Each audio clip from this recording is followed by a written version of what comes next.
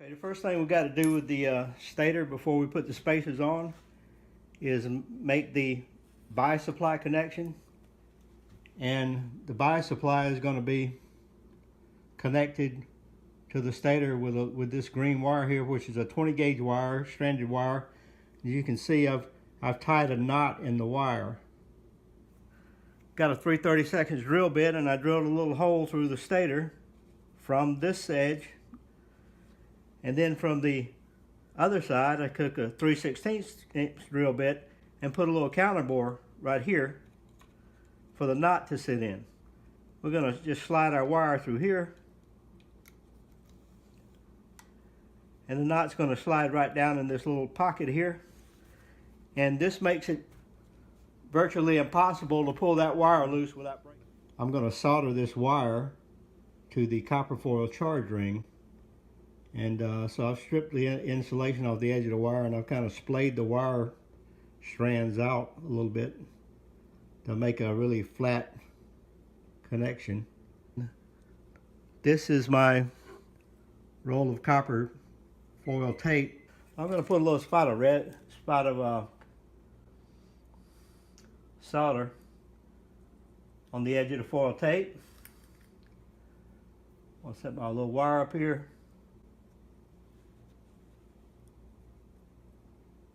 You can take a little jeweler's file and kind of knock it down a little bit, get all the any excess solder to stick it up. Makes it very nice. So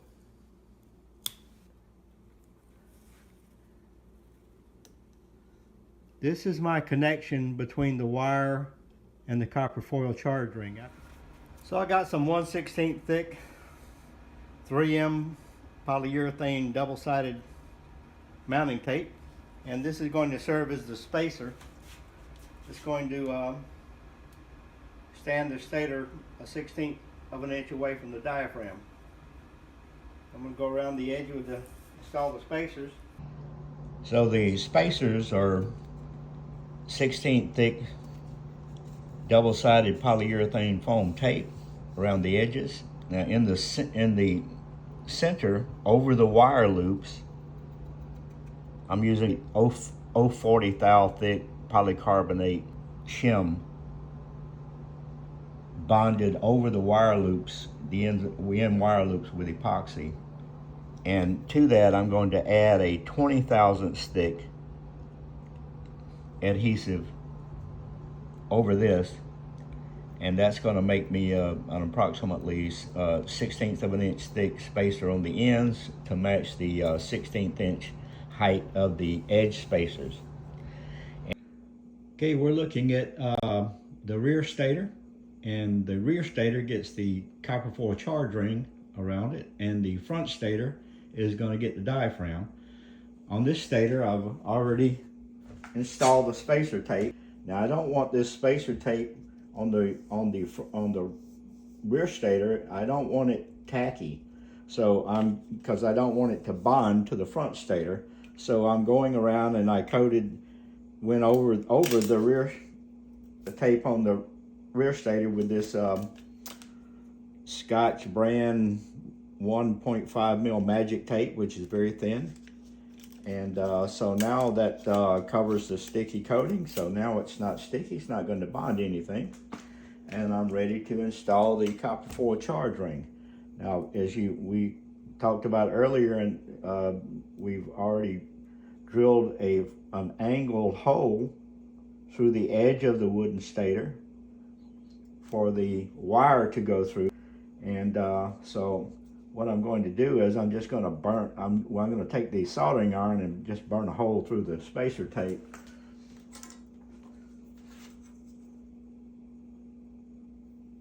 Like so. I have the copper foil charge ring soldered to the wire, and I'm going to slide the wire through the hole.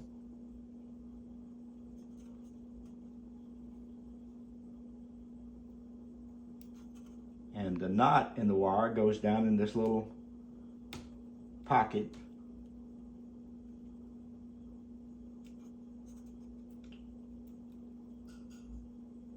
So There's the connection to the charge ring. Now I'm going to go around and install the charge ring all the way around the stator. Now I can't get too close to the edge because I've got screws coming through from the back side, so the screws have to clear the charge ring. So I can't be out here. As long as I'm a little bit to the inside, I'm good. So when we get ready to turn the corner with this charge ring, I don't want to break the foil, even though it has the conductive adhesive on the back. I want to keep the foil as a single piece. So what we're going to do here is bend the foil over at a 45 angle.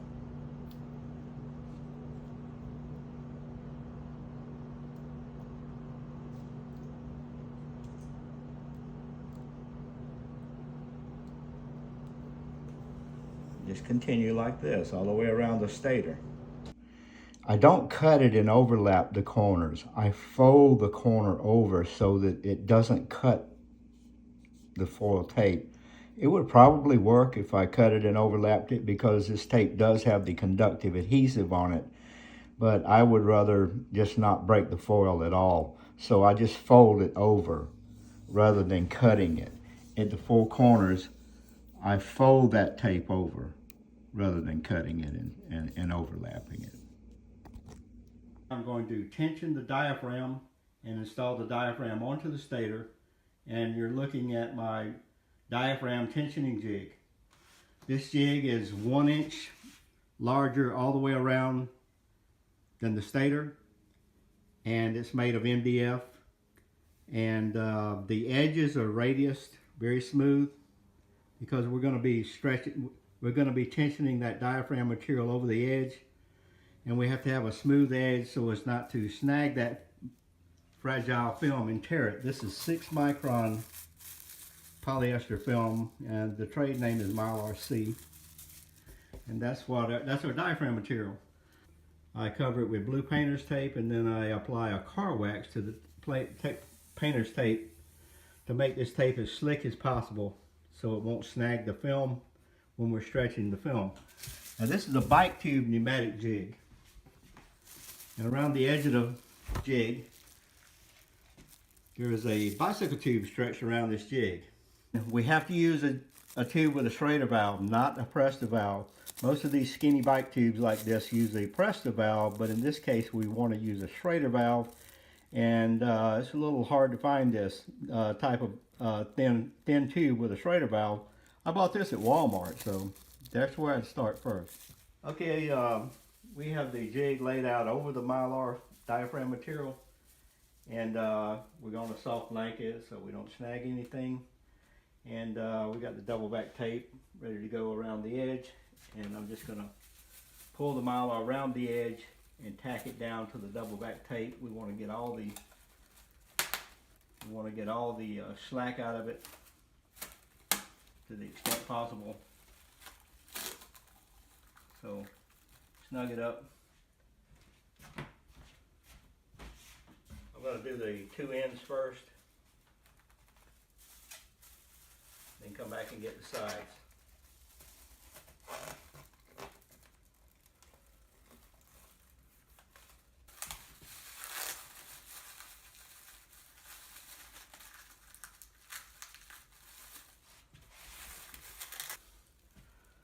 So I pre-cut some little strips of clear packing tape here, and I'm going to grab these edges and pull down and really try to secure these edges very well, because I got a lot of film packed up in the corner and the tape can't grab all of it. The double back tape can't grab it all, so I'm going to add a little extra here.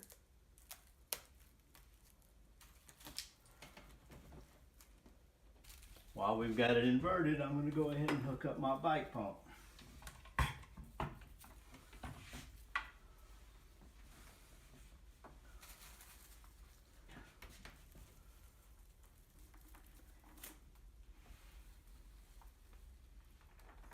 I'm going to have to hang this over the edge of the table so that my bike pump is going to hang down here.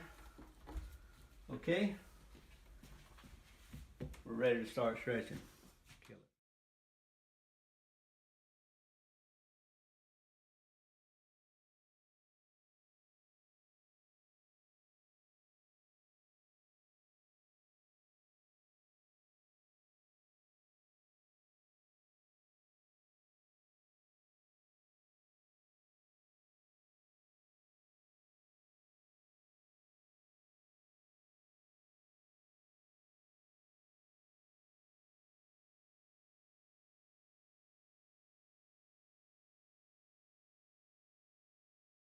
So I've got my bicycle pump hooked up, and I'm going to start putting some air pressure in the tube.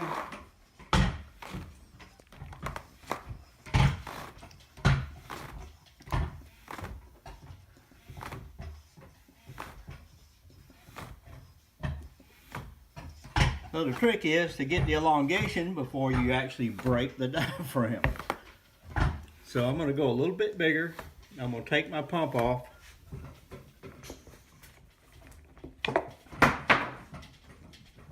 All right, I got it stretched. I'm a little bit oversized. I'm going to let air out of the tube until I get back to my reference mark.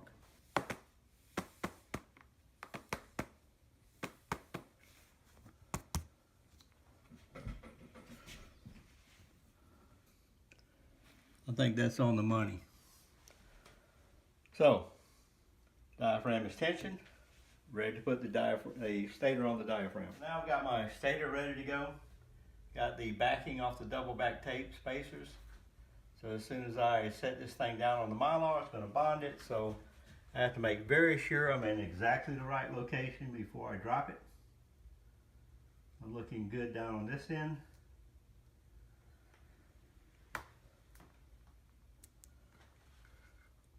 Looking okay here.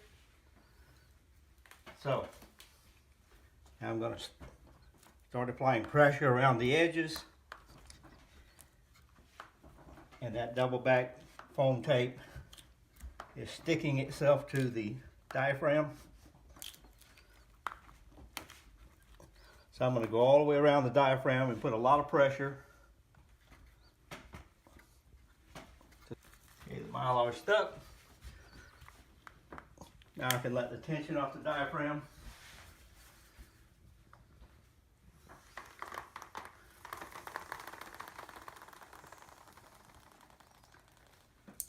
Trim the diaphragm with a little razor knife. I'm going to go around the edges and release and trim the diaphragm away from the stator. Okay.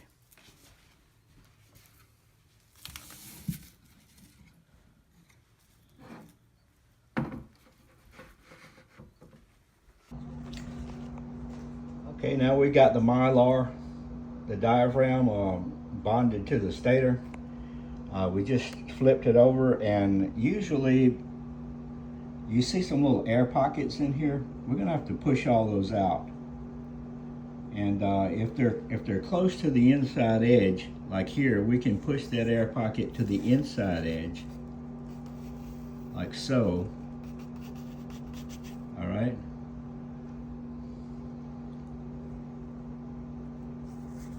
And we want to go by and push all of those air pockets flat. And you see how in the center section out here, that's not. I'm going to take a little paper towel in my hand and go over and push and seat all these areas down.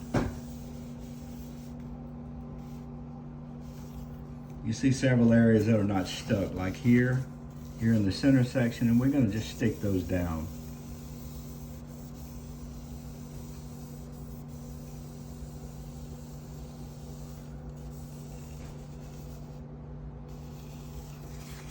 And I take a little piece of paper towel in my hand and make my hand slide easy across and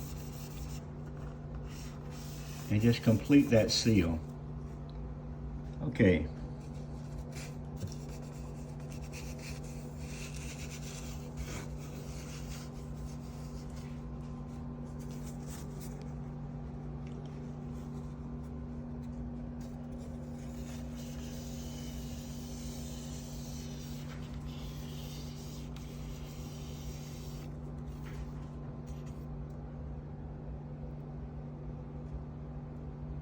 There's the areas where they're not stuck very well because I couldn't get in the middle out there and push down. But that's okay, we're taking care of it.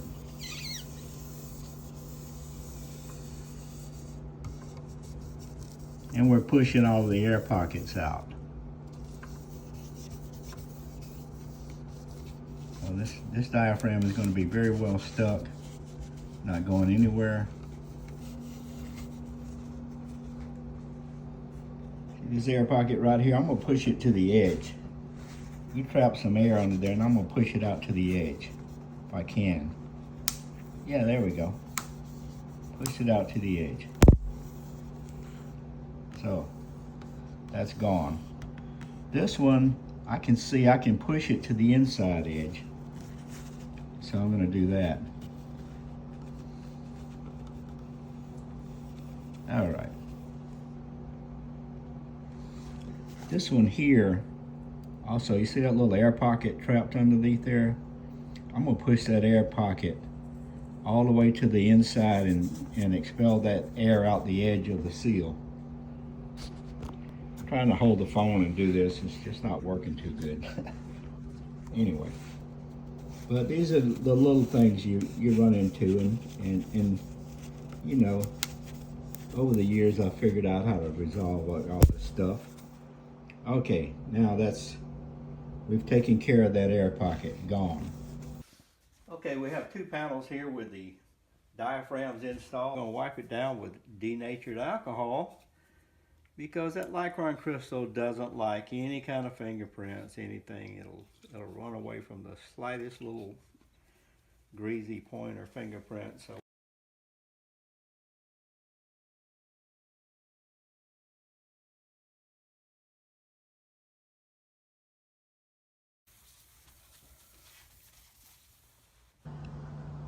okay, now we have the panels here ready to spray the Lycron coating on. And I like to arrange them at an angle so that I can hold the can at about 45 degrees, and because I don't have a full can, I've got a partial can, and if you tilt the can over horizontal, it'll start spitting and sputtering. So it's best to angle the panels at about 45 degrees, and I usually put on one coat just wet. But this time I think I'm gonna try to put on just two mist coats, and I'm doing it inside the house because it's like 100 degrees outside and it's really humid.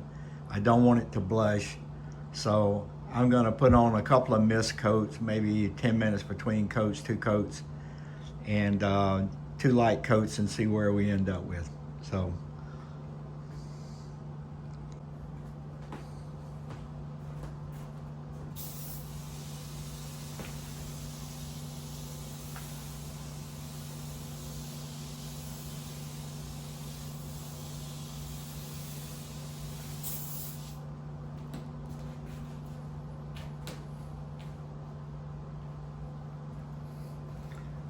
Okay, we'll let that coat dry and add one more.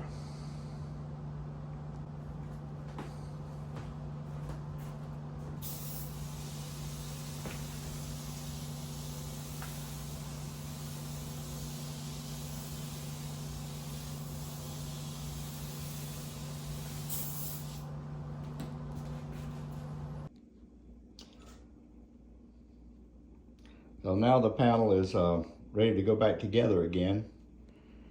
And I'm going to assemble this panel with screws. And I've already pre-drilled all the holes. The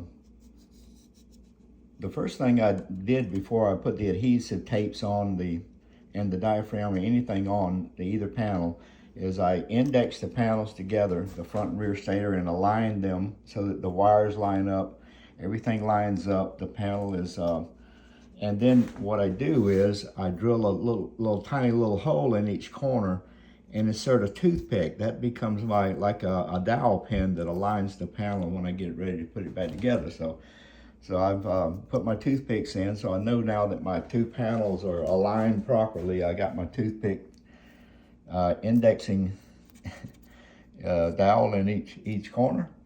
And before, when I drill these, As you see, I've got drilled and countersunk holes here, about every 5 inches around the periphery. And I originally drilled a pilot hole through both panels, both stators, all the way around, 24 pilot holes, all the way around the periphery of the stator. And then I dismantled, took the two stators apart, and I opened up the holes in the rear stator full size to give me clearance for the number 4 wood screws that I'm going to put in here.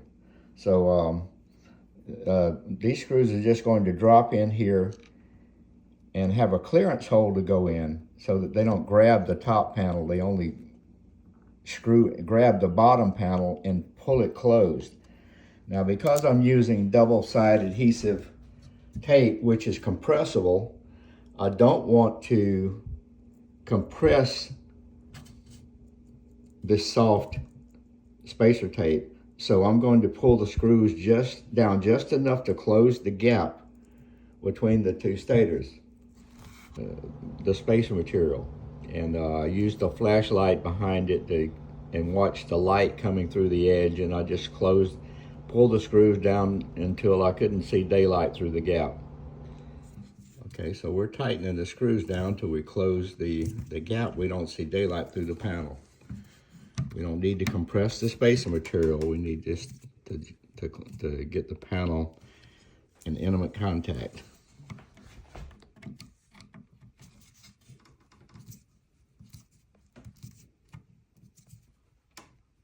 Perfect.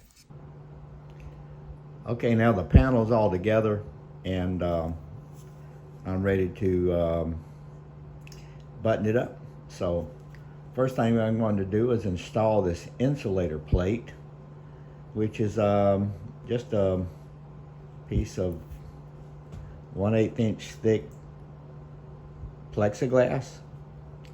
I've got some Gorilla duct tape wrapped around it, just as so it won't rattle with vibration.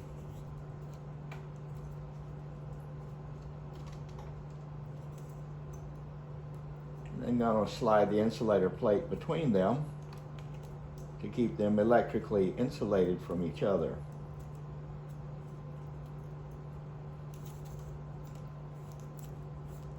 All right.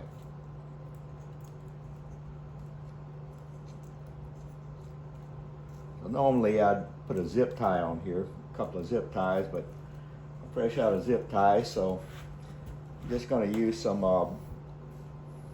black cord, thread it through, tie it off,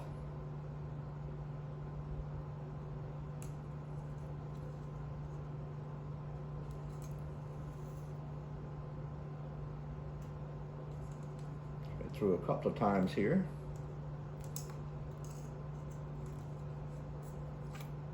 Yeah, just like this.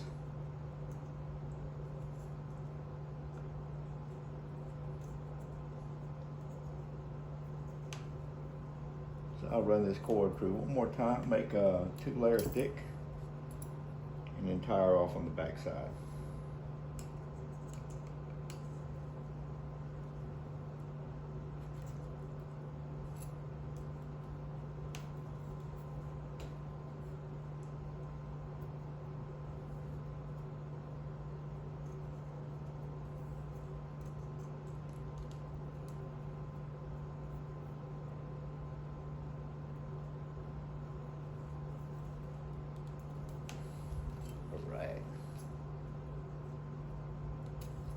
That off. Now tie another one over here. Just going to tie them off, and this panel is finished. We're going to call it a day. We'll put a couple of more strings on it, tie it off, and we're done. So there's really no reason why the panel has to be bonded together, and it's better if it isn't. Now it's quite easy to rebuild it if I ever have to in the future.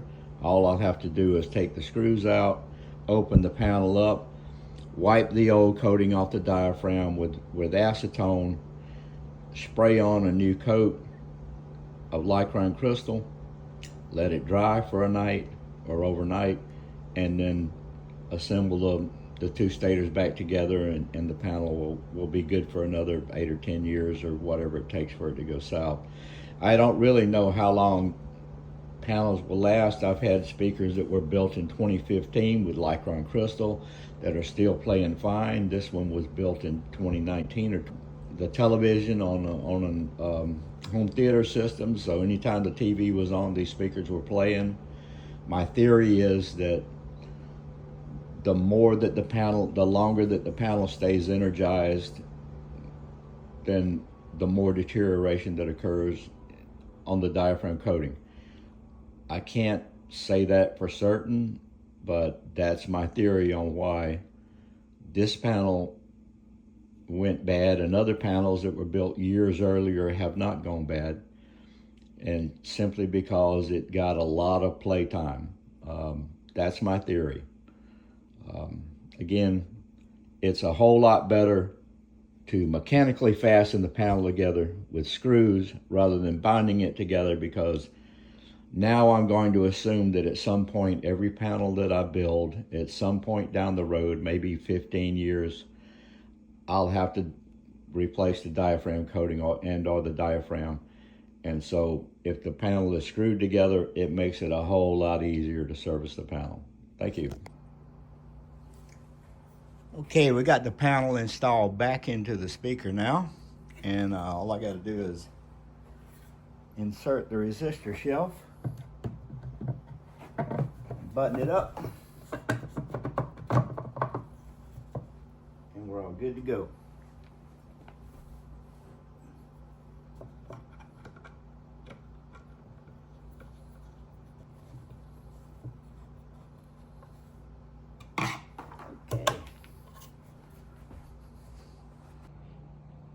Okay, here's that pair of speakers I just rebuilt. I moved my speakers out of the way, which is shown with the grill covers on. And here's that pair I just put new panels in for my buddy. Got them both hooked up. Moment of truth, we fixing to play them and see how they sound. So I got some, let's see, Anita Baker over here. So let's give it a shot.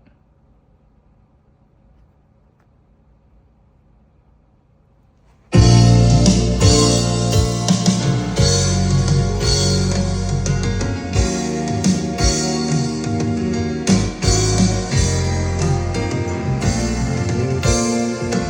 don't see no smoke.